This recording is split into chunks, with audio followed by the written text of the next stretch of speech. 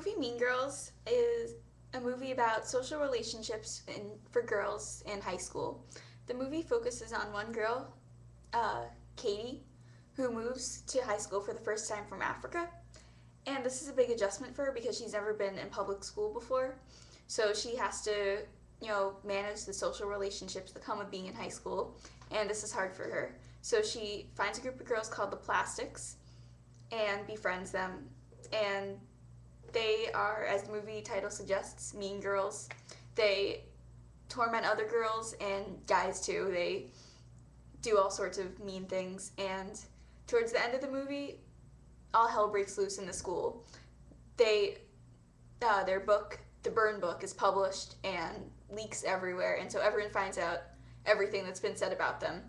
And basically everyone is in this giant cat fight now. And so finally the principal calls them into the auditorium to talk about their feelings. So while they're in the auditorium, they all have to write apologies to the girls who they've offended in the past. And I chose the scene when they're all reading about the things that they have done and their apologies for them. And this scene focuses on the different girls, and it shows in each scene how they're all, like, everything they've done and their supposed remorse over it. And the scene is constructed in a way that the viewer sees the scene from the audience's point of view. So the girls who are watching these other girls share their secrets, you get to experience their perspective from being down there watching the girls on the stage talk about all the things they've done. And the viewer plays an active role in this because they're not just watching from afar, they're actually directly engaged in what's going on in the film. And the characterization in the scene, while it focuses mainly on the three girls, Regina, Gretchen, and Karen, and what they've done, it also focuses on some other girls. Like one girl says, "You're not fat because I don't hate you because you're fat because I hate you." So this is an example of how the viewer sort of sees everything that's going on and not just focusing on the main characters. So basically it just focuses on the main issue of the movie, which is female relationships in high school. And the acting is humorous, although believable, and it resembles an actual high school, for example, Bedford High School and the drama we have at Bedford. It really focuses on these issues that girls face in high school and allows the viewer to get a direct perspective. So I chose the scene primarily because it just highlights all the issues that go on and how everyone has their own secrets, even the ones who appear perfect. They all have their own issues and their own problems. The shots are mostly medium-long shots, meaning that they focus on the whole character.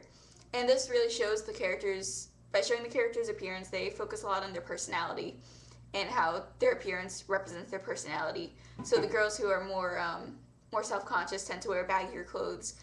The mean girls, like Gretchen and Karen, they tend to wear tight, attractive clothing. So this is done to show their whole appearance and how it represents their personality. And the angles are focusing upwards from the audience. So like I mentioned before, it shows how you're really in the action and not just playing a passive role. The lighting is natural lighting, so low contrast, natural light, like you would see during any high school day. The colors are natural colors. Everything that's seen is really authentic and like what you would expect on a normal day in high school. So it's not trying to present anything unrealistic, it is what it is. The sound used is the diegetic sound is the characters talking, obviously, and a non-diegetic sound is there's melodic music playing in the background. It doesn't have lyrics or anything, but it just creates these feelings of warmth and camaraderie for the girls who are sharing their secrets. The costumes are that of typical high school, but they really focus on stereotypes. So there's one girl, Janice, who everyone suspects to be a lesbian. So she tends to wear baggy clothing. She's kind of alternative, so she has black hair. So they really focus on stereotypes. Another girl, she's more of the jock type, so she's wearing a sports jacket. So while the costumes are natural, what you would expect, they're really exaggerated in that they focus on the stereotypes of different high school girls and their cliques in high school. There aren't any special effects used. There aren't any special effects, and this is to portray it as a normal high school and a normal high school day. So they really don't utilize any of those. The theme of this is mainly that, you know, everyone has problems, no matter how hard they try to hide them. Everyone in high school has their own problems. The target audience is definitely teenagers, especially teenage girls, to show how drama can hurt other people. But it's also adults, because adults can probably relate to these experiences that they've had in high school too. So really it's just the general public, probably over 13 because of the language and some sexual content used, but mostly everyone over 13 can relate to this movie. The genre is definitely realistic fiction and humor. It's realistic because of the nature of the film. You know, it's set in high school, it's set in like an everyday setting, nothing unrealistic, no mystical creatures, anything of that variety. But it's also humorous because the events are kind of unrealistic. The burn book, it really exaggerates events of high school.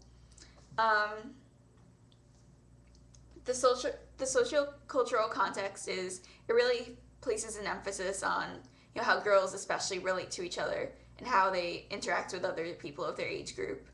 So it really sheds a light on how cliquey girls can be and how this affects others in the general public in high school. And it also shows how it affects adults because the teachers are affected. Katie, during the scene, she had lied and said that her teacher was a drug pusher in this burn book. But when the teacher asks her if she's anything to apologize for, she says no. So that shows how everyone has their inner secrets, and it's hard to let these secrets out, even though the other girls are doing it.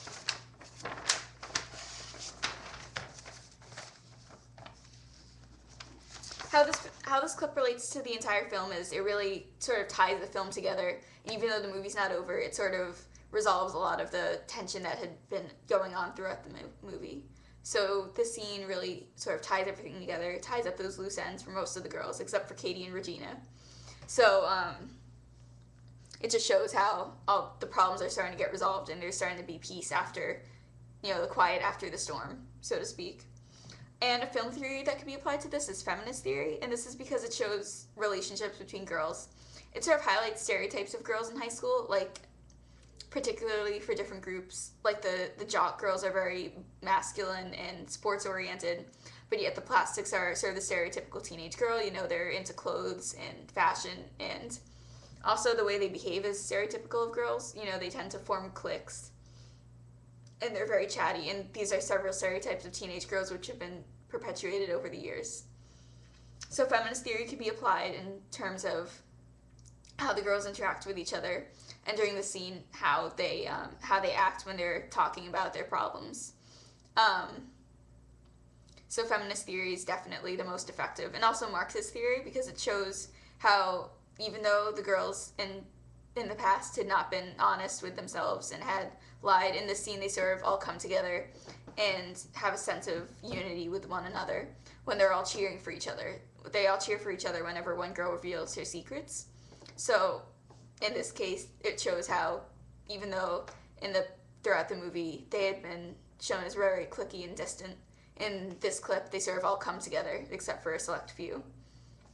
So overall, this clip definitely highlights the most important part of the movie, which is that everyone has their problems, and these problems do affect others, no matter how big or small.